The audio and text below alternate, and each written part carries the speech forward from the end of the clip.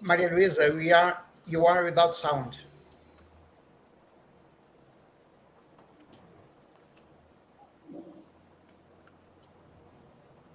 Okay. Hello there. Now that's all Yeah. right. So welcome to another Structuralist Development Macroeconomics Research Group webinar. My name is Maria Luiza and I will be the chair today. Today we will have Daniel Moura, which is presenting a paper entitled Environmental Sustainability and the Economic Complexity, Policy Implications for a New Developmentalism Strategy. We'll be joined by Professors José Luiz Oreiro, Giulio Guarini from the Tuscia University, and Tarcísio Marciano from the University of Brasília as well. Our schedule for today is Professor José Luiz will give us a brief talk before Daniel's presentation. Then, Daniel, you have around 20 to 30 minutes, followed by 10 minutes each for the professors to debate and questions from the audience. With that said, Professor José Luiz, you can have the floor. Well, thank you. Good evening for people in Brazil and in Europe. No, good afternoon, actually, for people in Brazil and Latin America. Good evening for people in Europe. The paper that Daniel will be presenting today is a paper co-written by me and Elder Lara Ferreira Filho that will be presented next week on the conference of the European Association for Revolutionary Political Economy. So we decided to do this webinar as an introduction for Daniel because he will present in person at the University of Leeds. But so the title is about environmental sustainability and economic complexity. And as an introduction, I would like to present some general ideas. So I will present my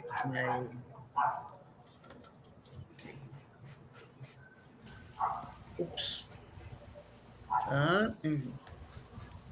Okay, let me see.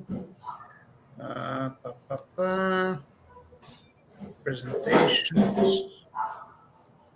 Presentations.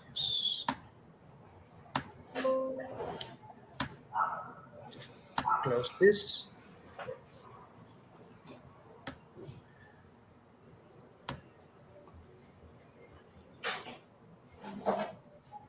Just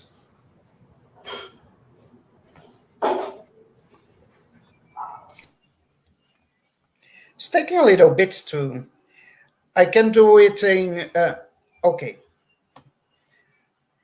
Okay. So my brief talk is about a theme that is related with the discussions that we will have today, but the idea is to make a provocation. Okay. The title is Can economic growth be sustained forever? Well, the idea of my brief talk is inspired by rereading of the chapter 1 of the Pazinetti's book, okay, called Structural Change and Economic Growth. Well, let us talk about the rise of the so-called modern world, which is the current state of affairs in the evolution of humankind. It is the modern world, it is the stage of man's history, which is known as the age of experiment and science, because the dominating idea that man, by using its own critical intellect, by observing nature and by experimenting, can learn in a systematic way and can pass on his improved knowledge to the following generations. Well, this conception about progress of humanity in economic terms has a direct consequence, which has been an unprecedented increase in material wealth that happens in the last 300 years. Economic development is a very new phenomenon in the history of the mankind. If we consider that more or less the man has, as a species, 150,000 years, the history of economic development has just 300 years. It's just a very small fraction of the existence of man in planet Earth.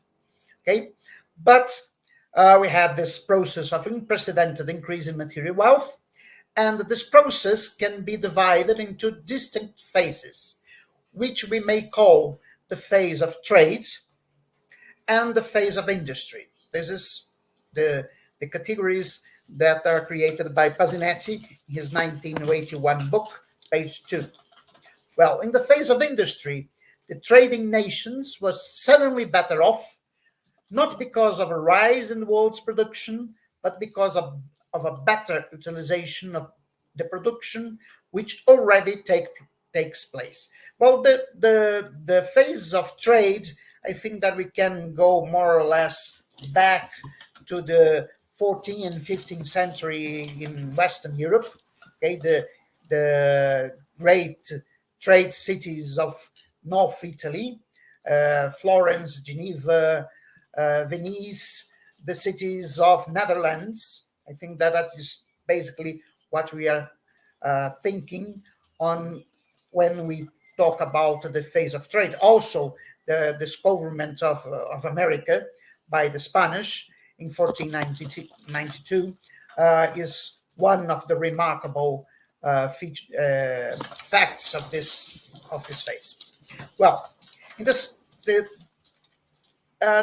phase of trade is basically a static concept associated with a plurality of economic systems. You can imagine in century 16, India, China, Western Europe, even inside the Western Europe are very different economic systems,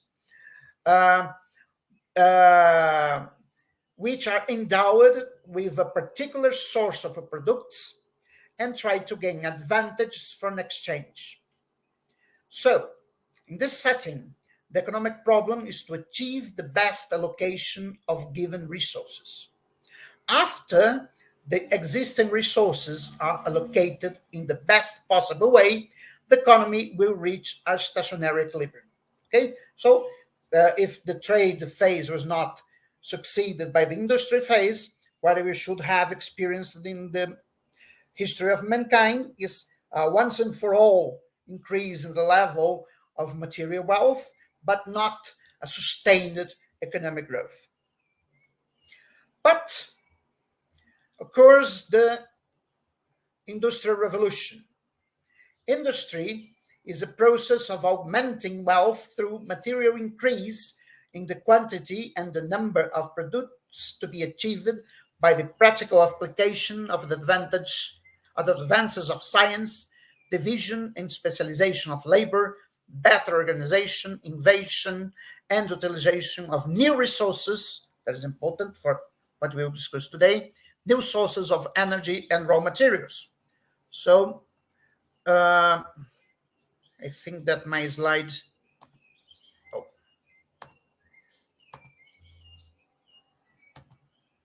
Okay, industry is a dynamic concept. It implies production, which means the engagement and application of man's ingenuity to make and shape the production he wants. I have some problem with this slide document. Let me see. I'm not seeing them.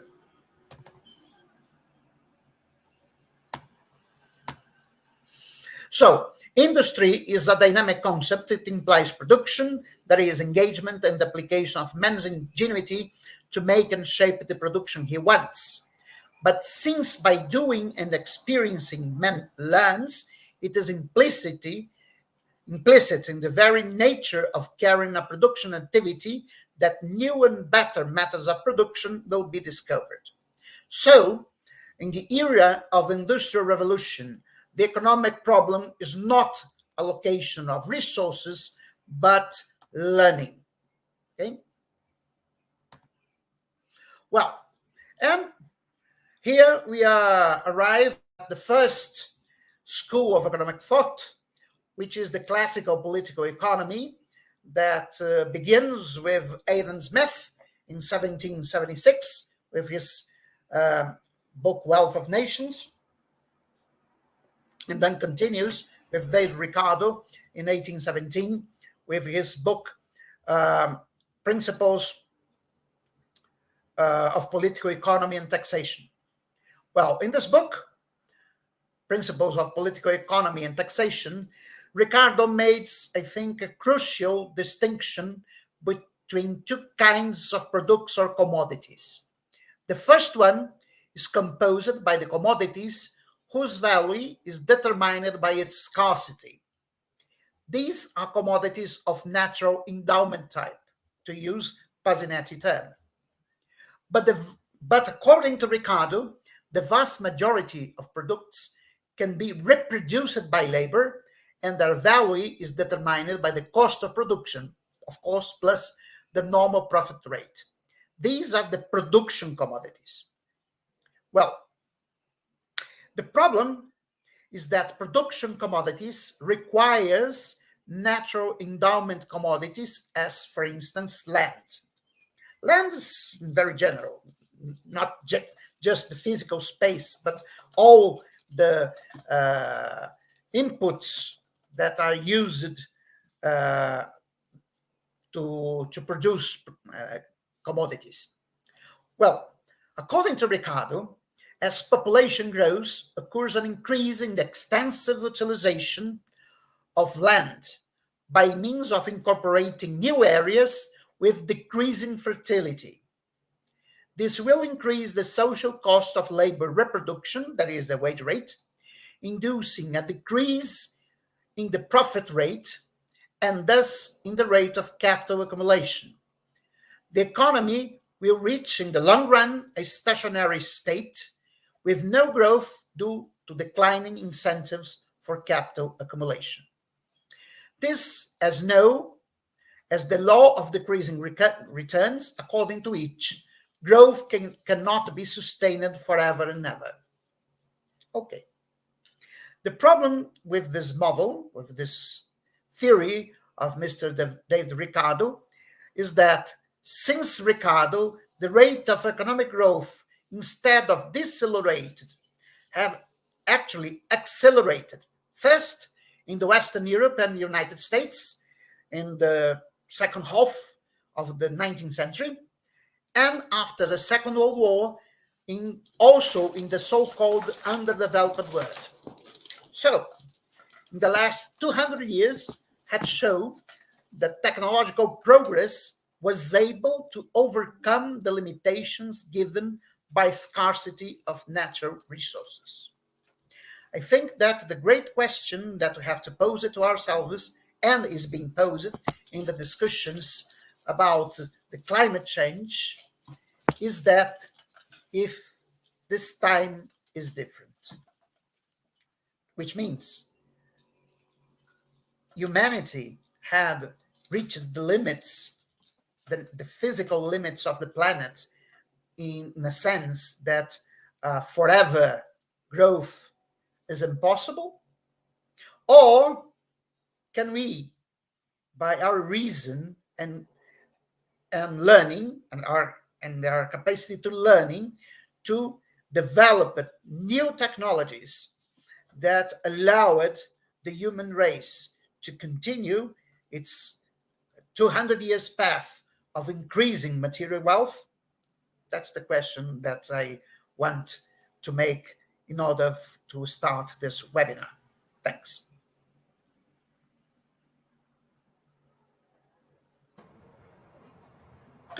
Thank you, Professor. Daniel, the floor is yours now.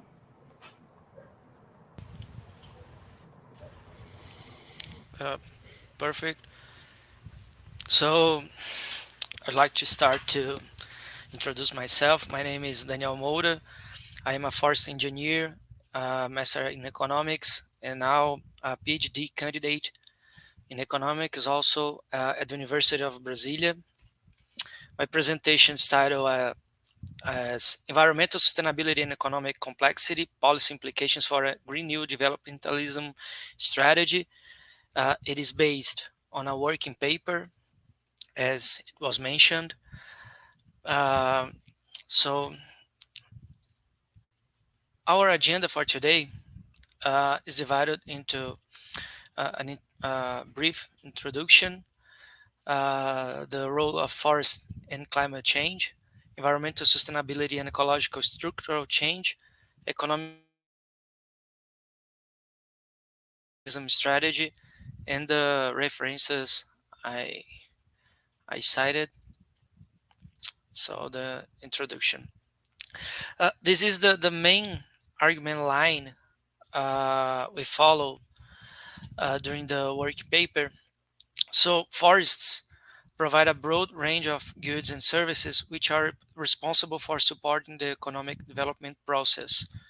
The impact of forests on climate change is increasing attention due to the significant loss of forest cover over the last decades. Well, the relation between the economy and the environment, sorry, is not linear or stable, so that the same economies scale, even by the GDP, generates a higher or lower environmental degradation depending on the composition of production and technologies adopted.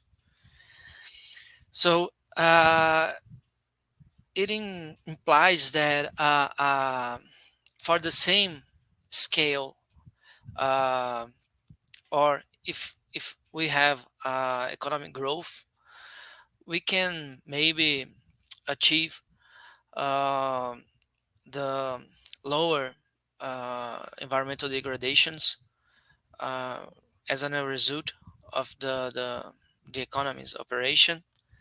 So for this purpose, it's mandatory a mandatory condition create and adopt environmentally friendly technologies through a process called ecological structural change.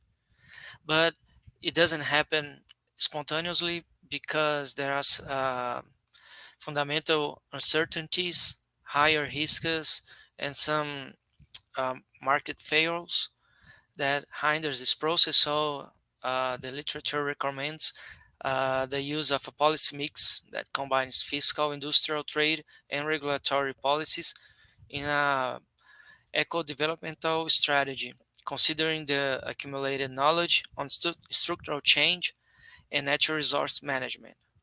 So considering all this line, the paper's objective was discussing theoretically some policy implications in terms of coordination and governance for a new developmentalism process of forest transition.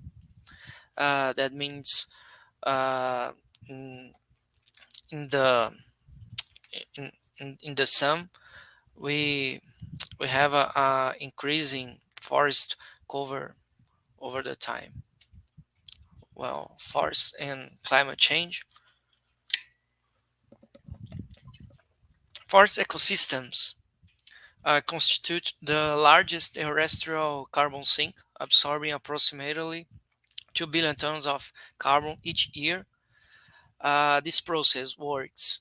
First, the atmospheric carbon is captured by trees to compose their biomass, and over time, it turns into dead wood and litter, and finally, it is incorporated as a organic matter in the soil. So this figure represents approximately the share of uh, each um, each component of carbon in a forest ecosystem. And net forest carbon emissions are based on changes in carbon stores from forests and soil, representing by differences in forest cover over time.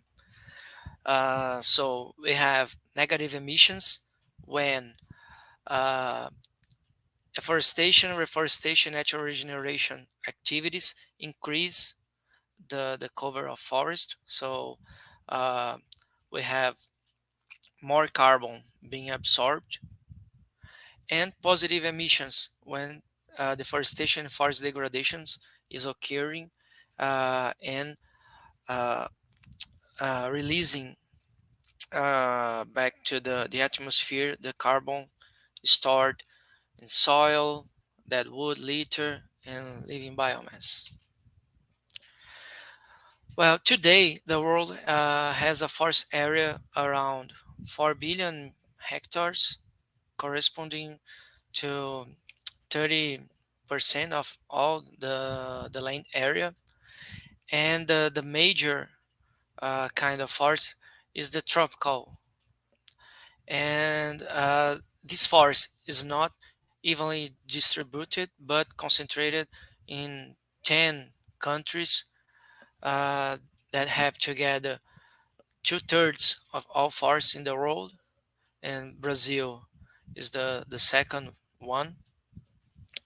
So we are observing on the last decades that tropical forests are losses are sorry over the last decades the forest losses are concentrated in tropical forests.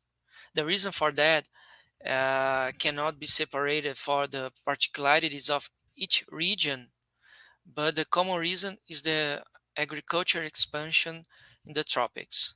As a consequence, uh, so we can see this behavior on the annual forest area net change, the third graph, where Africa and South America present uh, a negative forest change, while Asia, Oceania, Europe uh, are increasing their forest area. Okay, so as a consequence, the global forest carbon stock is decreasing as a sum, mainly due to the tropical regions. So the fourth graph shows, right, that the forest carbon stock in Africa decreased during the last decade, together with South America, right, and the both represents a negative forest change in globally. I mean, so nowadays forest change represents 6.5% of global emissions, reaching 18% when combined to emissions for agriculture. So I am talking about uh, forest lands conversion to agriculture, right? And in countries where it's seen larger losses of forest carbon stocks, the emissions from forest change represents an even large share. So I pick some important economies in the world, tropical of tropical countries, and for example Brazil, uh, and differently the world average we have here 27% of emissions due to the land use change sector, and 33% from emissions from the agriculture. Colombia, Peru, Nigeria, Indonesia have a similar behavior, a similar profile about the emissions. Um, those important economies represent a significant part of emissions and related to land use change and deforestation. According to OECD and FAO forecast, more forest lands are going to be converted into agricultural lands in tropical regions, despite gains in productivity. So the forecast here, we can see Latin America and Caribbean, for example, it is expected to lose more than 20 million hectares of forests until 2032, followed by sub-Saharan Africa and South and Southeast Asia, all the major tropical regions in the world. And we can observe that Europe, developed Asia, East Asia, in North America, just a little loss, but we can see the pressure on the forest ecosystems as a consequence of the trend of specialization in primary products,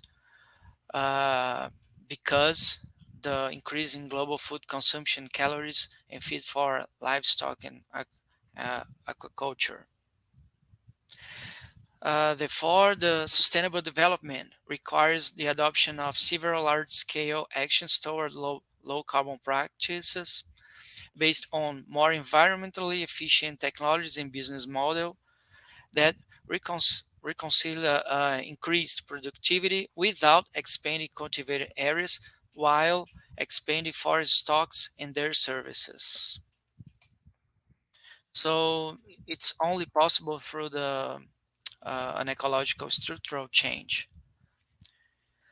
On this slide, I show the first diagram, the economic system operation that involves natural resources extraction, which are transformed by the production process into goods and services demanded by society.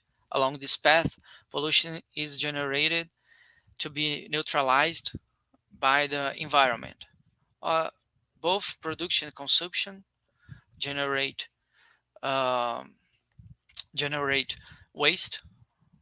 And as I said previously, the relationship between the economy's scale given by the GDP is not linear, stable over time and among economies. And this set of equations represents this statement. So the first equation demonstrates that the economy's scale is a result between the per capita income and the population size, and depending on the omega, we have the environmental degradation. So the technologies represented by the omega have the effect of decreasing or increasing the environmental degradation. So a reduction in natural resource consumption and or waste emission, softening the environmental consequence for the same scale. This is also known as decoupling of economic growth from environmental degradation. Okay, and the process that we can softening the environmental degradation we call as ecological structural change. Okay, this argument, the role of omega, the technologies, on the environmental degradation can be illustrated by the Eco-Canadian cross. So first, the first column here of graphs, we have the economic scale given by the intersection between the aggregate demand and the y line. Okay, and it is associated to environmental degradation given by omega. And if we change the omega for cleaner technologies, we can shift this line and consequently decreasing the degradation associated. The similar exercise can be demonstrated between uh, uh, um, uh, increasing of aggregate demand from point 1 to 2, and if it is combined with an adoption of cleaner technologies, all all of this mechanism can result in a decreasing environmental degradation. Just as a demonstration. So, as I said before, it's not a spontaneous process, right? So we have space for public policies to act on the supply side and then demand side. So how it works? When the production is decided by demand side, the latter is influenced by changes in the new production structure.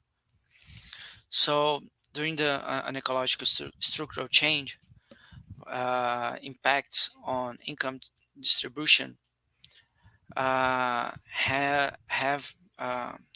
repercussions on the supply side, and difference in supply side can influence the demand side also, and the economic impacts reflect so these impacts reflect a multidimensional context shaped by the relationships between demand, supply, and environment. So that the ecological structural change concept represents a dynamic vision of the ecological problems and economic development, aligns several theoretical concepts, including the positive relation to the economic complexity, since the productive sophistication is an essential condition for the environmentally efficient technologies. And the following uh, theoretical block: the economic complexity is an essential condition to decrease the environmental impact through the technology, the omega, right? And the economic complexity, the knowledge involved in the operation of economic system has been related to division of knowledge in labor, called as productive knowledge, and it is a result of the each productive structure from each economy that in turn is composed by several kinds of networks, which embraces firms, supply chains, institutions that allows the generation and dissemination of information, productive knowledge. So economic complexity is a measure of the knowledge in a productive structure, and it is based on the assumption that if certain goods and need similar infrastructure, institutions, technologies, and other properties, they tend to be produced together, while for those that differ in their respective requirements, joint production is less likely. And we can represent these proximity, the linkages between all the goods and services possible to be produced in a product space. So um, spheres spheres are linked each between them. So we can see clearly that some economies are specialized in some kinds of products, reflecting different levels of productive knowledge. So if we have a broader product space for an economy, uh, it can be a measure of sophistication and the probability to create and adopt new technologies and cleaner ones to revert economic growth pathway is higher. Okay, and in the forest case, the economic complexity approach can help us to identify patterns of specialization in primary production called the disease, as well as the directions for an industrial policy to improve the value of forest products through forest-based industry consolidation. And just to tease our audience, so sustainable forest-based activities can supply several sectors which have potential to substitute non-renewables resources, and this superior figure represents a model of a forest value chain. Okay, and so forest has this role of supplying with more sustainable production other sectors, increasing the sophistication, the productive structure. And another question here, we have a model of extensive agriculture and livestock, and other with more diversity of production. Okay, and what system does it need to increase its productive knowledge? So what direction we need to follow, right, to increase our sophistication, both in the primary production and manufacturing production. So what are the implications for environmental policies in a new developmentalism strategy context? And as I said before, the investments needed are not spontaneous due to several market failures, uncertainties, and higher risks that hinder the private sector to internalize all the benefits and costs involved in those investments. The main kinds of failures are the positive technological externalities, spillovers, the problems with carbon pricing, and because carbon is not only carbon as biodiversity and other environmental services have a nature of public good. Okay, so we have space for public policy action, and that use of policy mix that I said, it's necessary. And in the forest context, this strategy must unlock investments in sustainable forest management to engage the sector in supplying forest resources, fibers, fuels, foods, pharmaceuticals, among others, while, and it is important to highlight, also capturing and storing carbon and other environmental services. And for example, biodiversity, not only carbon. And it is expected that if we can unlock those investments in forest sector, the activities will become economically competitive in comparison with other less sustainable land uses, such as low productivity agriculture and extensive livestock farming. And at the end, the expectation is that the forest net become positive. We are getting more forest cover, and just to represent the mix, because we are talking about a policy mix, it's a Brazilian example. Brazil has as goal in the climate convention reducing greenhouse emissions by 37% below 2005 levels in 2025, and by 50% below in 2030.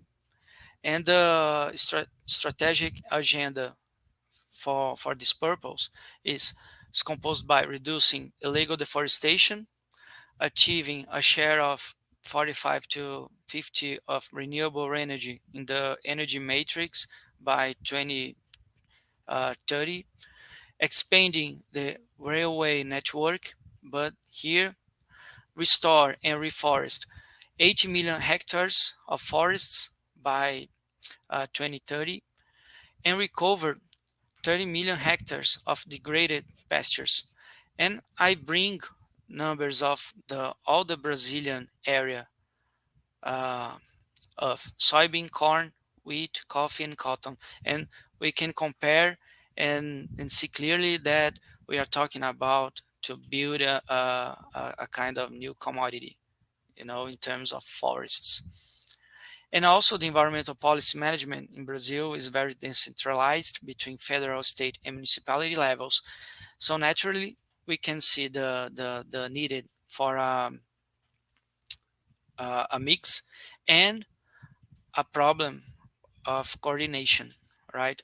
So in in this in this policy coordination role, the state must coordinate and provide information, acting as an identifier of opportunities for diversification, and the product space, as I showed, is a good way to see the directions for that.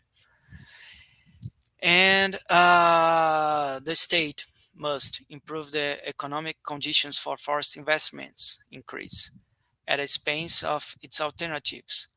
And the first case of coordination, macroeconomic policies versus public investments in infrastructure and climate policies, because uh, if we improve economic conditions like interest rate, for example, the alternative investments can get the chance to increase, right? Not only the sustainable ones. Okay, so we need to coordinate other instruments of public policy to lead this pathway, uh, favoring the sustainable investment. Okay, and policy coordination for avoiding possible green rebound effects. The first one, the output increase caused by income multiplier jointly with higher environmental efficiency. And it means that we can, if we increase the income beyond the productivity, right, from the cleaner technologies, uh, we can have a higher degradation, even adopting and absorbing all the cleaner technology. Okay, and the rise in investment costs in agriculture, for example, within one region leads to expansion of this activity in other regions. So I brought just an example that the Brazilian savanna called Cerrado is losing its cover because uh, on the coast we have the Atlantic forest, and in the north the Amazon forest. Uh, the both biomes have a higher level of protection and indigenous lands and restrictions and fiscalization and other instruments. So the agriculture expansion is concentrated on, on the Cerrado area. And here in this region, 26% of all deforestation area in Brazil in the last year is concentrated in this region. And I highlight that the those region, Maranhão, Tocantins, Bahia, uh, the, there were public investments in infrastructure there. So public infrastructure is important, but depending on the combination with other, instruments, we can lead to a more deforestation or not. So I am just illustrating a coordination problem here between instruments. And it's necessary also to increase the understanding for alignment among climate, economic, and social development policies in rural areas, as well their protection trade-offs. Because in the Amazon, for example, we are talking about indigenous lands, rural lands, and family farming lands. Okay, and many instruments aligned to each group, are being applied there. So those goals, that this alignment is too important for those areas where the agriculture expansion is occurring. About the governance, because the coordination requires a closer action between public and private sector. There are risks of corruption and rent sinking process, and the implications for that, including the coordination, is creating councils and coordinations forums between public and private sectors, establishing mechanisms for transparency and accountability. This topic is very important.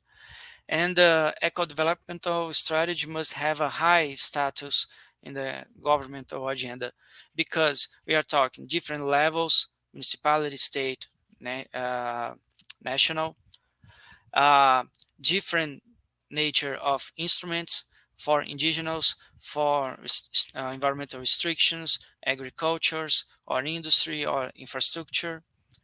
Well, and different ministries.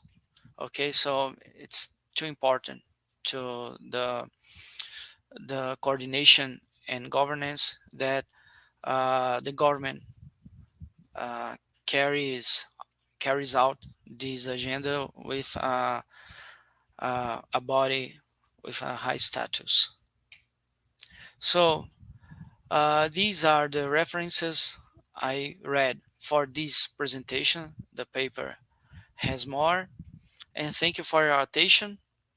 You can download the paper through the QR code, and these are my contact. I'm available to talk further about this topic, and thank you for your attention. Thank you, Daniel. Very interesting presentation. I will be now bringing back the professors. So for us to get started on the debate. One moment there.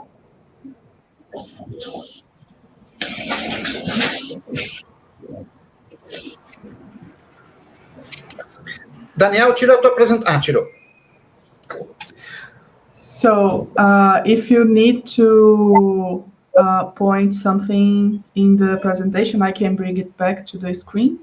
And I suggest we start with Professor Giulio Guarini, which is our international guest today. So Professor Guarini, you have around 10 minutes for comments, questions. Yeah, go ahead. Thank you. Thank you, Maria Luisa, for the introduction. Thank you, José Luis, for the invitation. And hello to Daniel and Tarcísio that we met in Brasília for the workshop. Congratulations, Daniel and José Luis and the other author for the article. The article is characterized by very richness of elements, theoretical elements, but also statistical data, and probably is very rich in terms of challenges at all levels. Probably I think that very interesting point could be to analyze in depth, probably not in this article, but it's very interesting the idea to analyze in depth the forest the role of forests within the economic system, because generally is not very analyzed from economists, but how in the way you present the role of forest in terms of supply side and demand side, in terms of inputs, but at the same time the output in terms of reforestation, afforestation, could be very interesting to consider this specific topic for a specific article for economists, and could be an interesting field for development macroeconomics. Probably in the article, for instance, you speak about public goods, by considering climate change, pollution, and forests, but probably forests represent common goods, where the very big problem was the tragedy of common goods, not because they are not excludable, but at the same time they are very rivals for all citizens in the world, for all people, starting in Brazil and starting for Brazilian people. At the same time, could be interesting not to consider the valorization of forest. José Luis in his introduction spoke about the natural commodities and production commodities, that this kind of a classification is very interesting. The Ricardo classification, probably forests could represent natural commodity, but at the same time probably they are production commodities in terms they can offer some services, that they can provide some alternatives to the agriculture specialization or soybean specialization. That could be interesting to analyze in depth this point. And same time, I give you some reflections, but because there are many elements. Another point could be interesting to present, probably in this article, some example of measurement of economic complexity, and economic complexity for the environmental point of view. I don't know if exists some index about economic complexity with the environmental interpretation. I know that, for instance, for OECD exists some index about environmental export, for instance. But I don't know about complexity in terms of environmental goods or economic complexity with this kind of green side, from green side.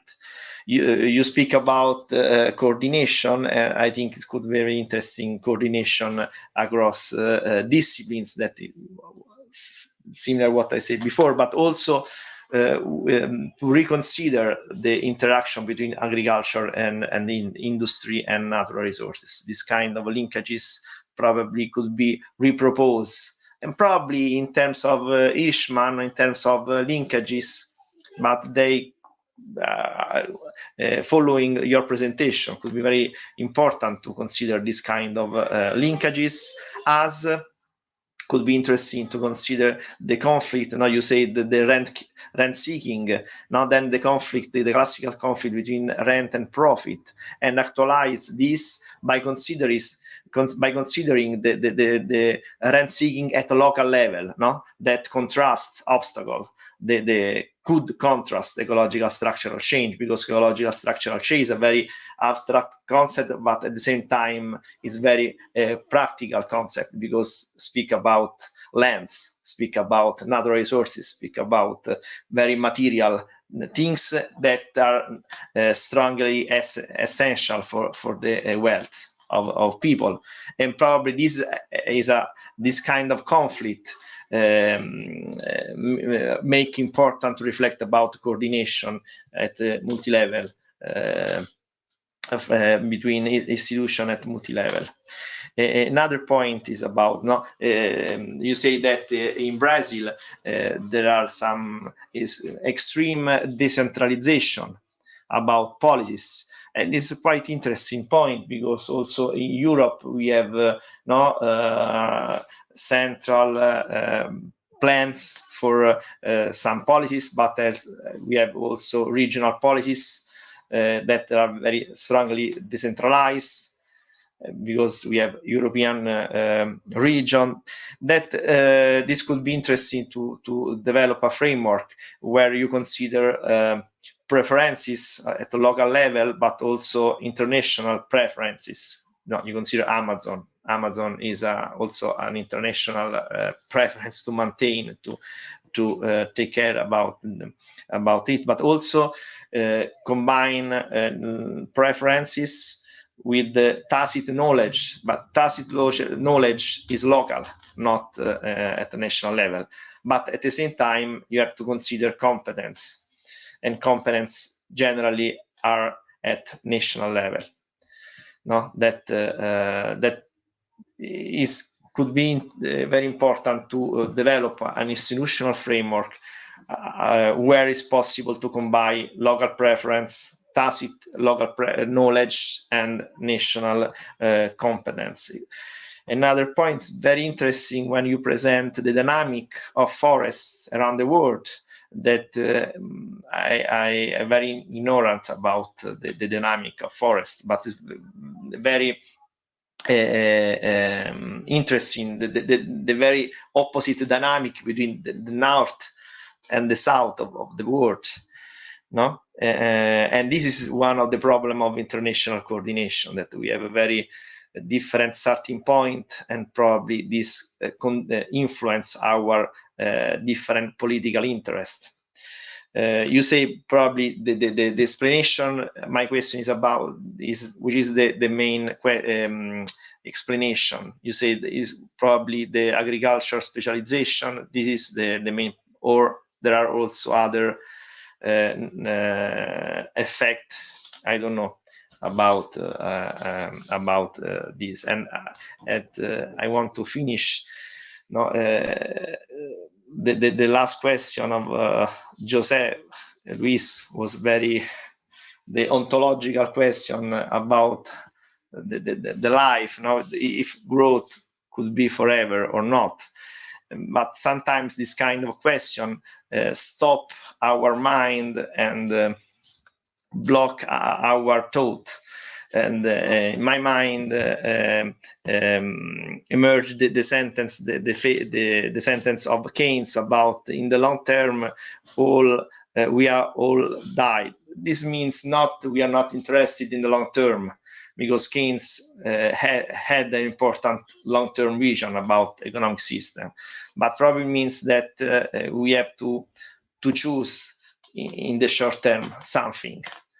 We are without fear about the uncertainty about the effect, because it's impossible to exactly know the effect of specific policies. Probably with a long-term vision, we have to concentrate in short-term policies.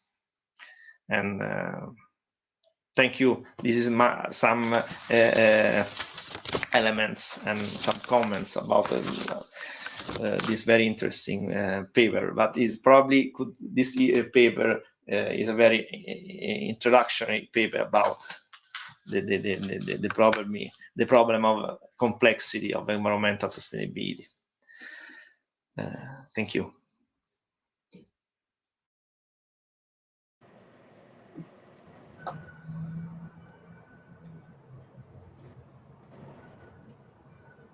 Thank you, Professor.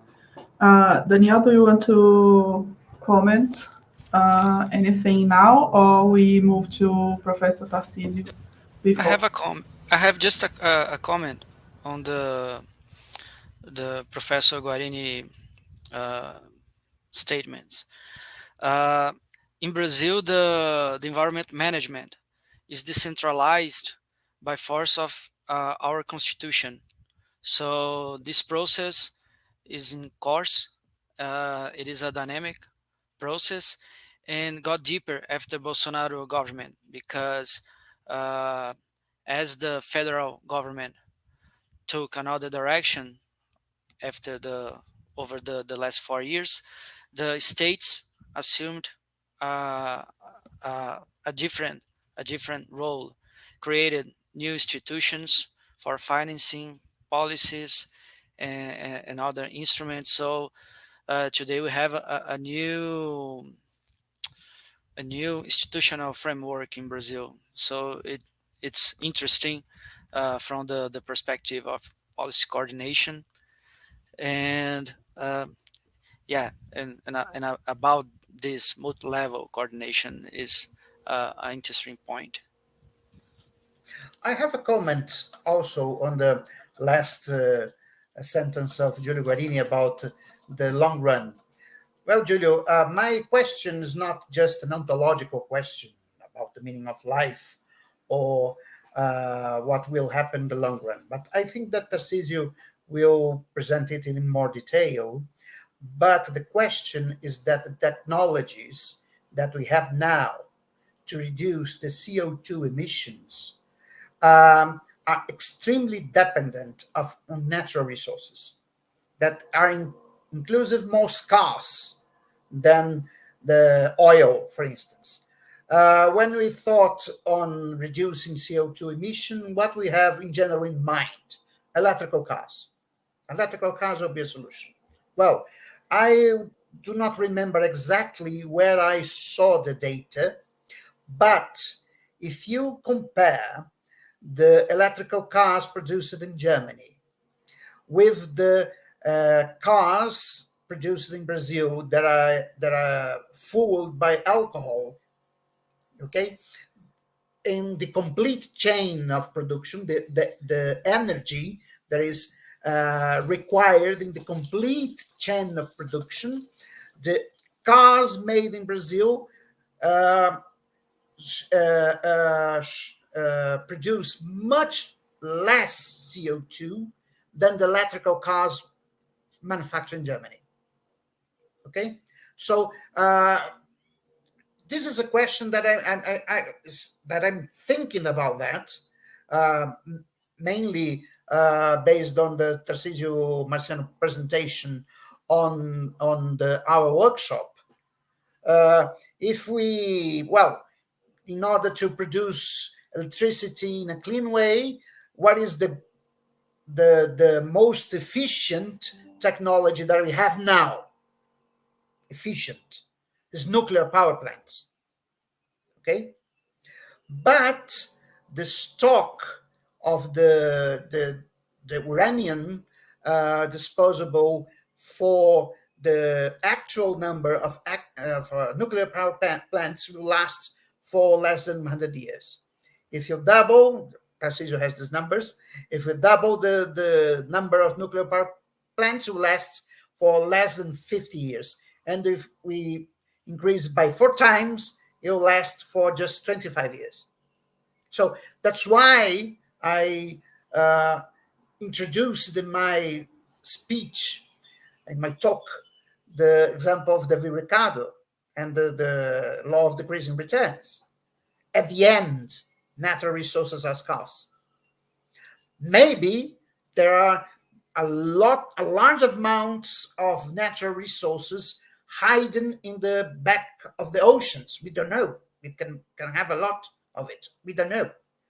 But the question is that they are scarce. They exist in a limit quantity, except if we are able to explore the planets in the solar system.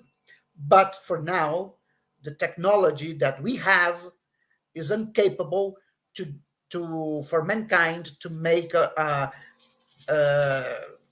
space exploration large scale. So that's the question. I don't know if the problem can be solved in the next 20, 30 years. That is the time span that we had, maybe less. So, at this time, up to now, mankind was able to solve all the technical problems that was posed. Okay, so we accelerated growth. I remember, Thomas Malthus previewed dark future for mankind, where because of the growing population, people will starve and so on and so forth. Well, this did not happen. The Ricardo decrease in returns generating a stationary state did not happen. And also the idea that the oil will end. I remember the Club of Rome in the 70s. They say in the 70s that oil reserves will last for more 40 years. And today, people are saying that oil reserves will last for more 40 years. But the question is that the consumption of oil today is much higher than was in the 70s.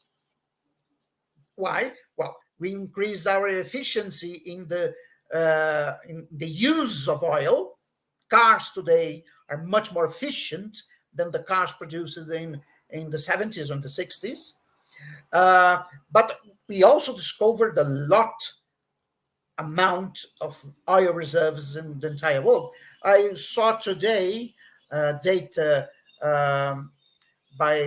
presented by Paulo Gala. Today, Brazil is the largest oil producer of Latin America, even higher than Mexico. It's occurring in 15 years. So that's my provocation. You know, I'm optimistic.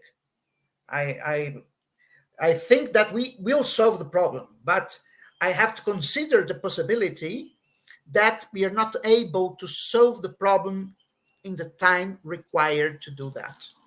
That's the problem. Okay, that's it.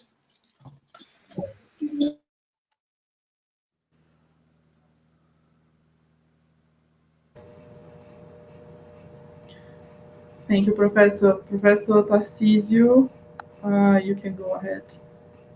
Thank you very much for an invitation. Hello, everyone here.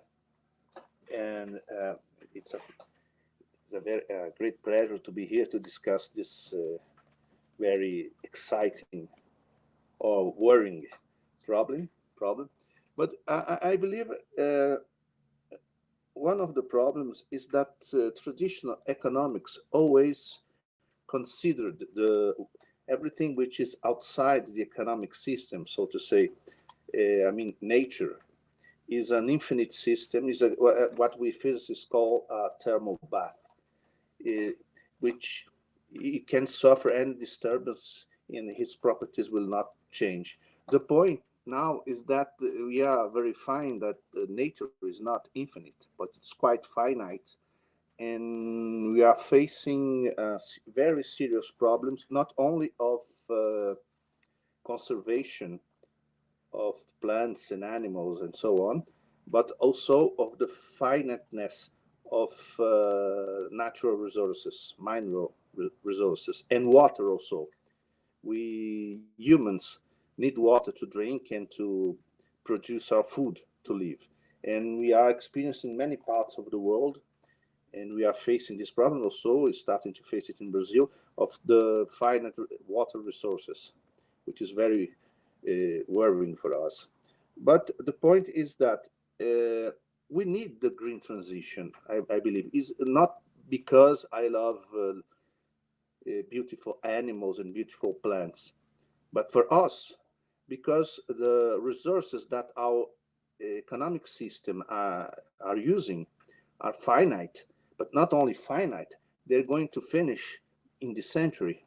For oil, the perspectives are that in the 30, 35, at most 40 years, which is not very long in time, the oil reserves will be depleted.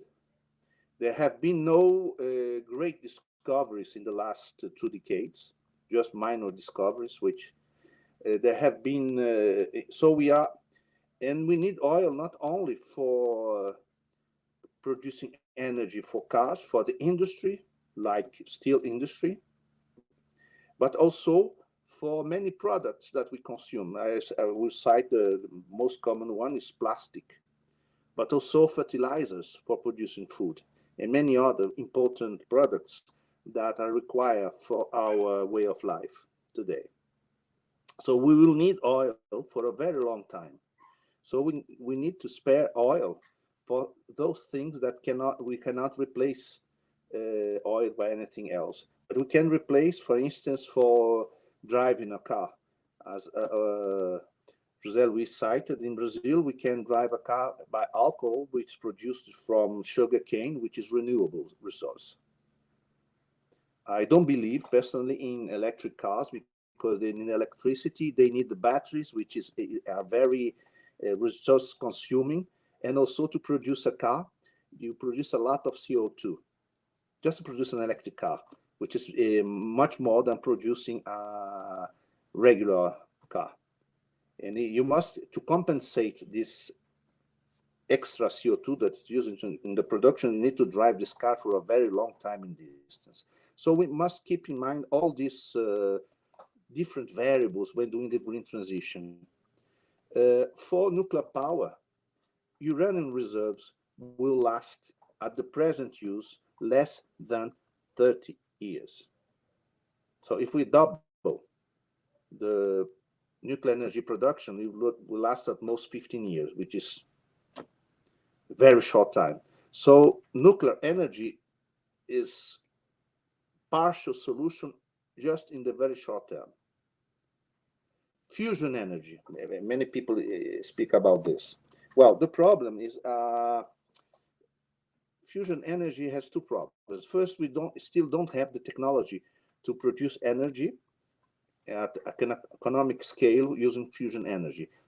This is advancing very slowly for the last decades, and I believe probably it will take at least 30 years to have this.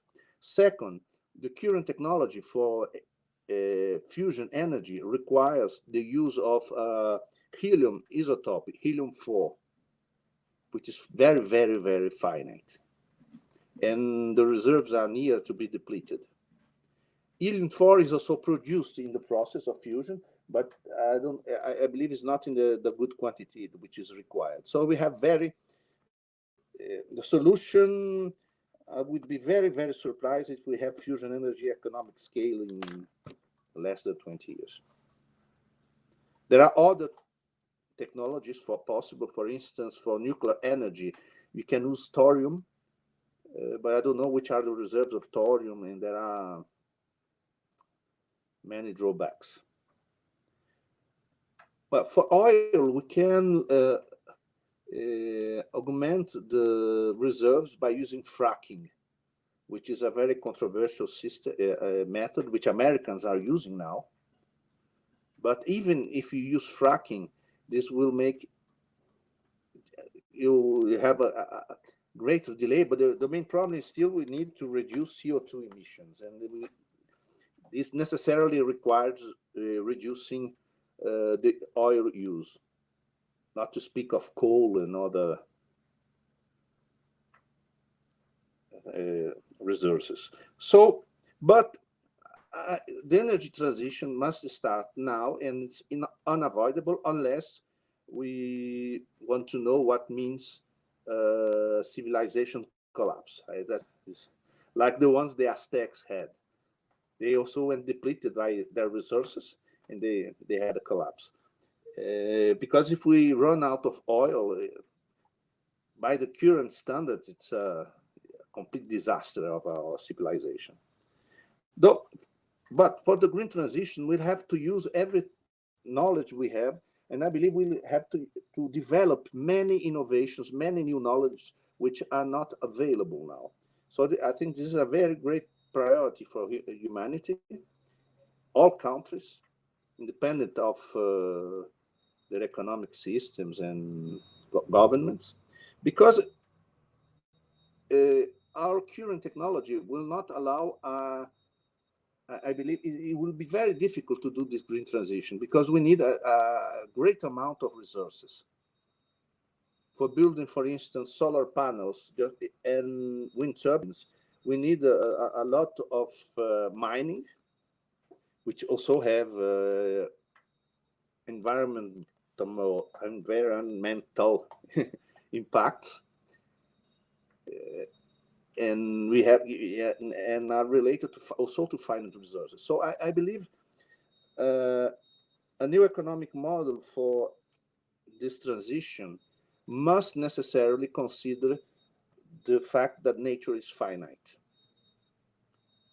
And we must also consider the fact that many industries which are having huge profits, they're having profits because part of the costs are thrown away in nature because they're using natural resources which are finite, which I believe belong to whole humankind, in fact. But the costs now for depollution, for instance, to remove plastic from the oceans are huge. And these costs were not considered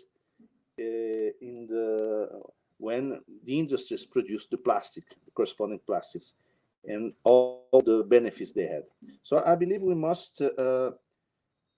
have to have a huge economic transition that must consider all the resources available in the world, and it must go now in all the calculations you do, because we are dealing with something very finite. The copper resources are okay, they're great, but we will lose a lot of copper. Our capacity, even if we have a very big resource, our capacity to mine them each year is finite. So we'll have a finite speed of producing certain technologies, wind turbines and solar panels and so on. And we'll have to consider also that all these resources that we needed will certainly rise in price along the next decade or 2 decades because the demand will rise. So who will pay for that? All these costs in the finite resources that we face is a huge limitation. But I believe the green transition will be very difficult, but it is unavoidable. We must do it by the reasons, some of the reasons I explained it here. But the equation is quite complicated, and we will need new technologies, new innovations that are still not available, like fusion power. So it's a bet, but we must have have a plan B and a plan C for each case, and hope that everything will go okay. But the other would like to address also rapidly, just to finish, is the finiteness, the constant growth that is a mantra in economic theory, that an economy is healthy only if it grows each year by a certain amount. But the point is, the economic growth, the way we face it, means an exponential growth. And maybe this notion should be revised by something more in the sense of what we need and what we want for humanity now. I think it's I may comment later if you want, but that's it. The main points I think are relevant for this discussion.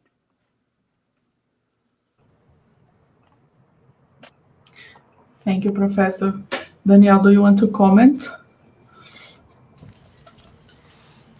For a while, not. So before we move to comments and questions from the audience, Professor José Luis wants to make any comments or questions?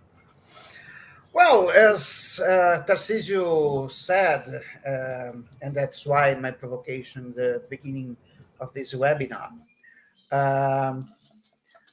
making the green transition implies the development of technologies that in the long run, I'm absolutely sure that we can develop it, but there is a question of timing.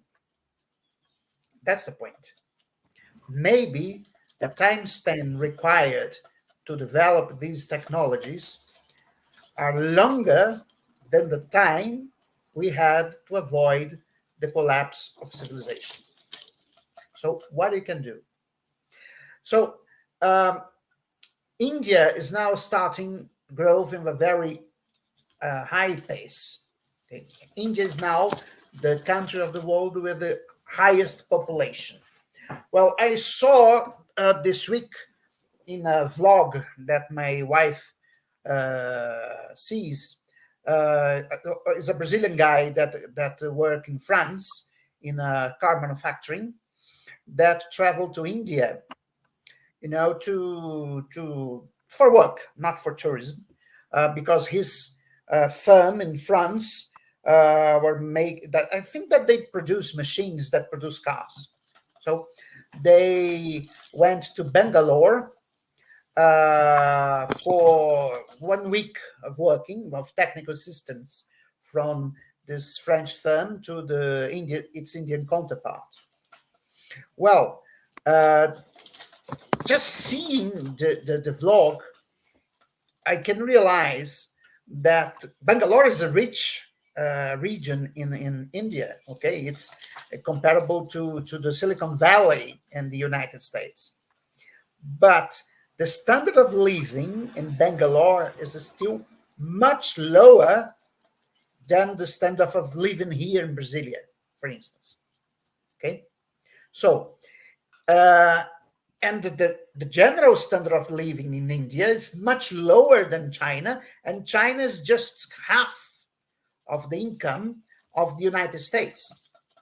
So if China and India increase their per capita income by 50% in the next 30 years, this will represent a huge increase in the consumption of food, of commodities, of natural resources, and so on and so forth.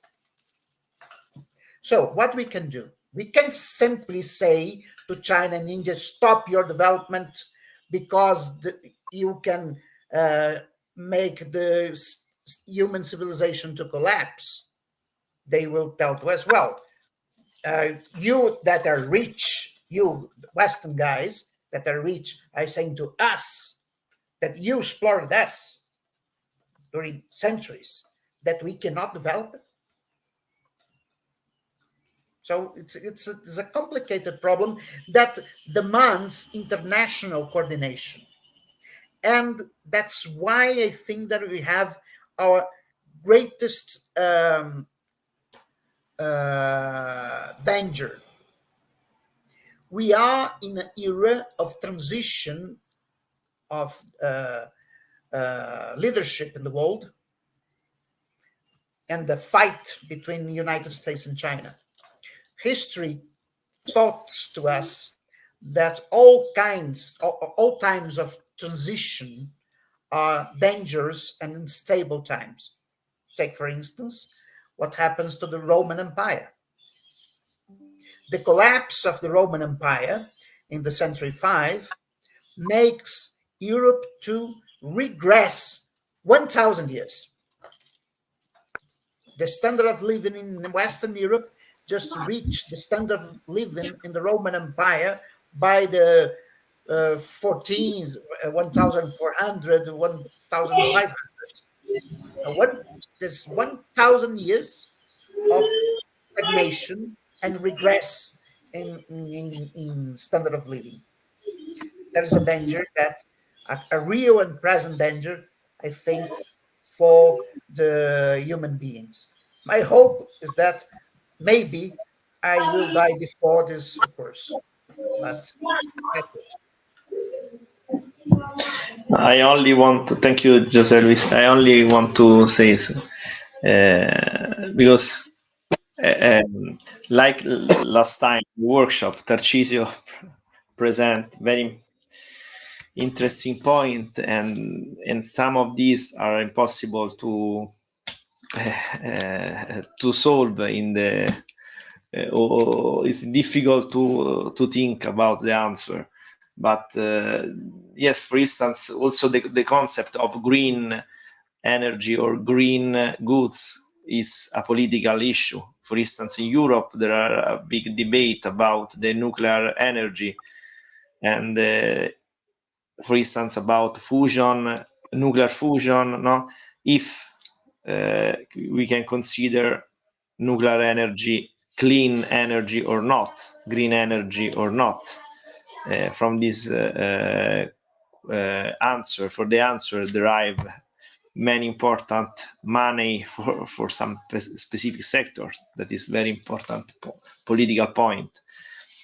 And probably another point interesting is about what say José, because at the end of your example about China and India, in my mind appears the image of BRICS, and the reason why BRICS want to large, and to invite other countries to contrast or to start a bargain about the environmental policy, about many things, but one about green transition, and which decide the direction of a green transition around the world, because there are very different political interests, in terms of India, China, Brazil, and all the Europe and United States, and so on. That probably the come back to the concept of scarcity. Scarcity is a natural concept, technical concept, or political concept, because it could be also a political concept. Scarcity depends on who decide the limits, and in some cases change with the historical period and geographical context, probably.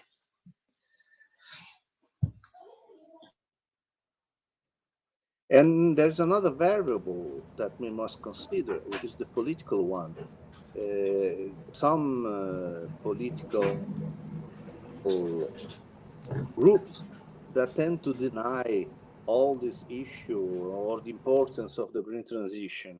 We can give a very simple example, is Donald Trump, which is at risk of becoming again the next president of the United States, which did already many public speeches denying all this global heating and so on. And we will have to, even the government of China, they will develop their country, or India. And how my fear is that people will stretch the line the most they can. And if we met this action in the climate of the United Nations Climate Conference, it will be very great, I believe.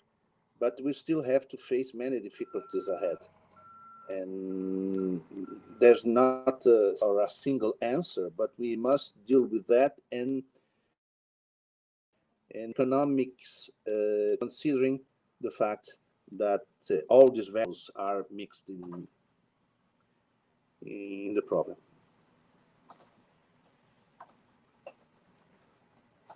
Yes, around the world, always, everywhere, populism denies the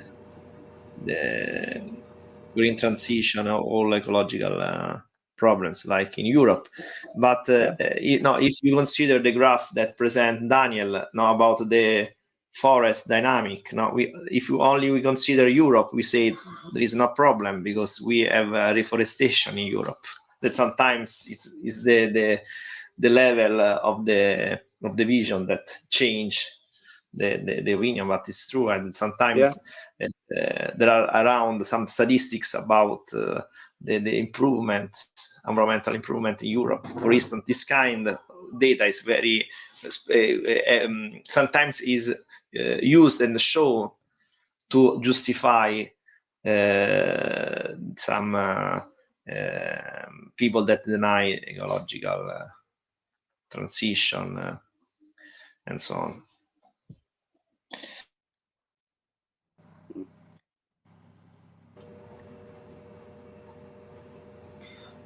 Thank you, professors.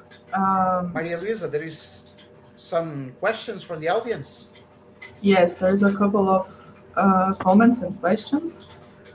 I will put the first one on the screen. I don't know if you can see that. Yes, It is in Portuguese, so I will be translating that. So from Lucas Souza, he comments and asks, the Brazilian North region contains a large portion of the Amazon forest. And for example, the Amazonas state protects huge areas of the forest, the Amazon forest, while also having a strong industrial sector, mainly because of the Manaus industrial hub.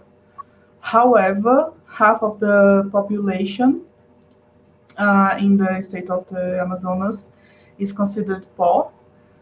So the question is how to promote the development while while keeping the forest.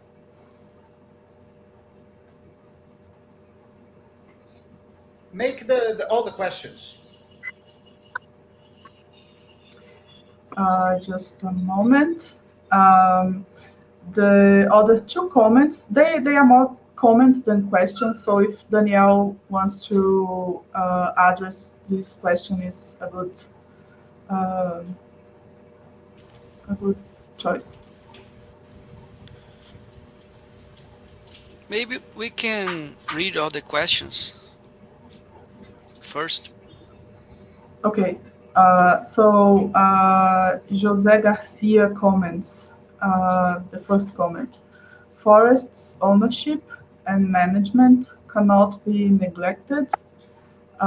For example, IKEA, which is private, runs forests sustainably to produce wood.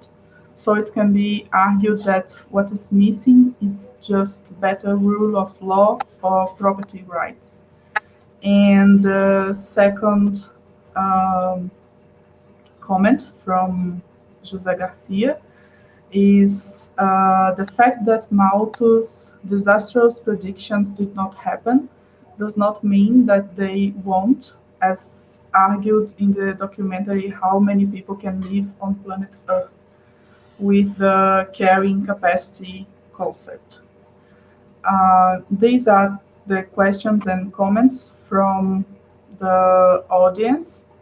I do have a question, which is my question. It is more on the practical side of developing the sector needed for the forest transition.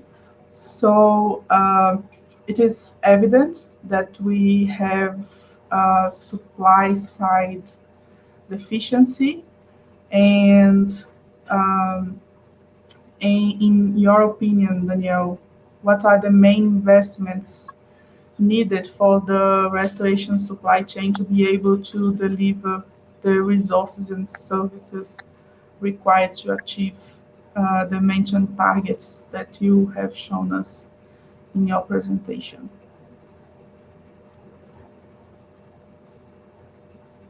And that is those all that we have now. Danielle, please. Okay.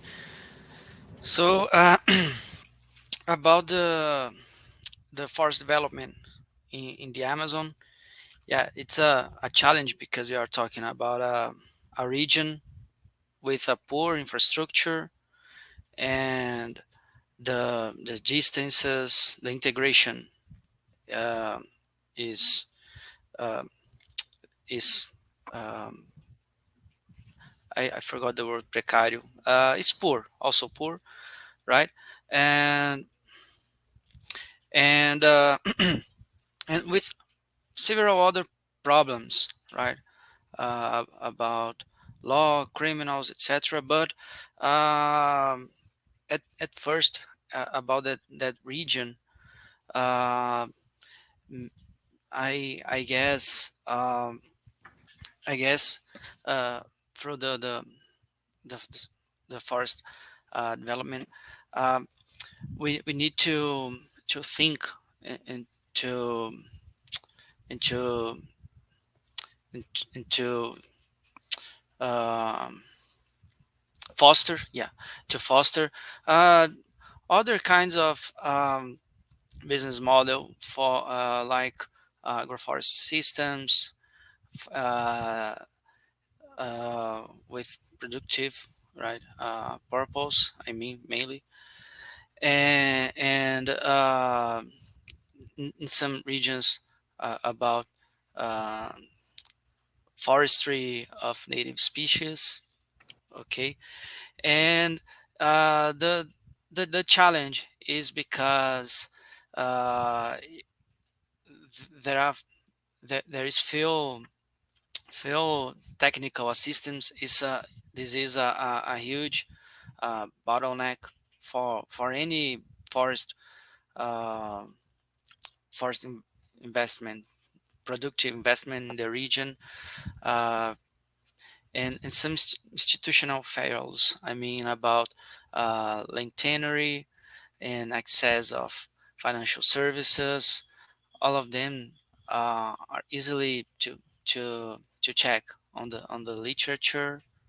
I mean, so about specifically the Amazon region. I mean, it's necessary to increase the cost of extensive livestock and field productive agriculture in comparison with the other kinds of production like agroforest systems I mentioned. If if you if you see, it's cheaper to to to cut forest to and then to to apply livestock and agriculture, and it's simpler than some other agroforestry systems because you need to hire less labor and you can guarantee the land property. So I think the directions are to create to to consolidate the value chains related to those products, right? And about from the state perspective, providing technical assistance and and other institutional fails. About the second question, the forest ownership, it's a very interesting point, and I have here I read that book during my mastership, Timber, and there is a chapter about the political economy of forest production, because when you are talking about IKEA and other huge corporations, they have the power, the market power to influence in the supply chain, global supply chain, about forests. So uh, when you are talking about in a broader perspective about forests, and including regions there are more degradation and deforestation, I mean, beyond the corporations, we need to to pay more attention how to value the production and investments in new species and foster new species, and the strainer the value chain. For example, I mentioned just to restore 18 million hectares, we don't have seedlings or seeds or labor or technical assistance to provide uh, the to guarantee the achievement of this goal. So the challenge is pretty huge. We are I say, and it's really it's like create a new commodity in our economy. And yeah, I guess and about the Malu question, I forgot. uh, can you repeat?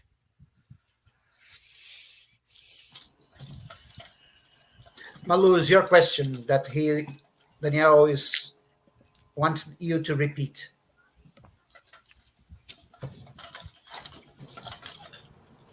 Sorry, I was muted. So my question was about the supply chain, the restoration supply chain. What are the main investments, in your opinion, that the supply chain needs to be able to deliver the resources and services required? Yeah.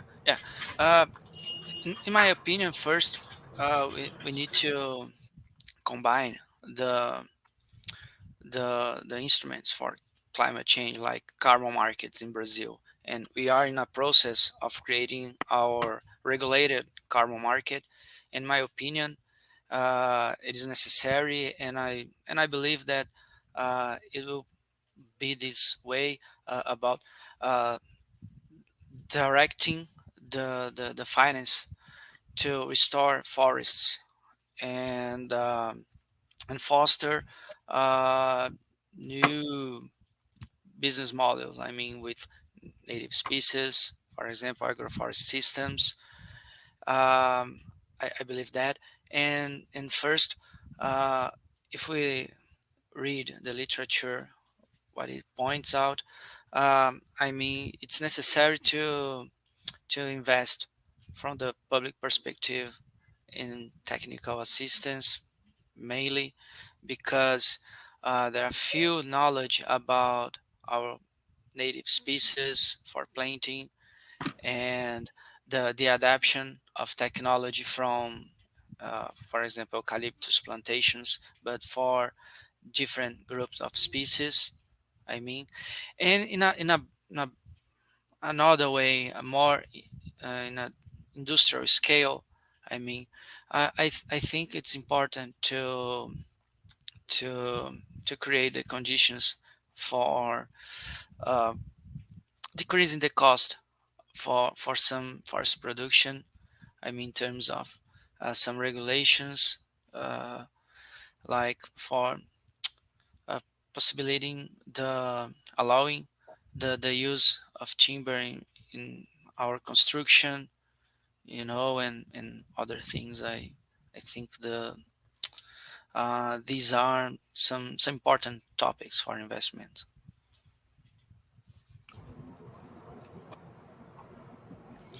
Yeah, we do have a huge challenge ahead until the next milestones in targets.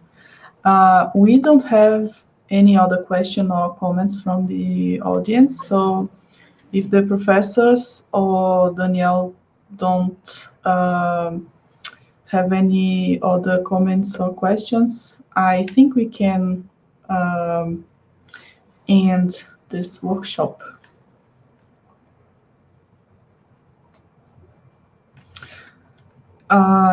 So I'd like to thank you again, Professors Giulio, Tarcísio, and José Luis Oreiro. Thank you, Danielle, for the great presentation, and I hope to see you next time in another workshop.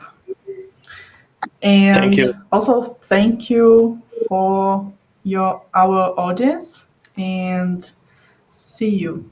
See you. Okay. Bye bye, people. Bye bye. Have a good week. Hello. Bye. Bye. Bye bye. Ciao. Bye. Hey, professors, thank you for the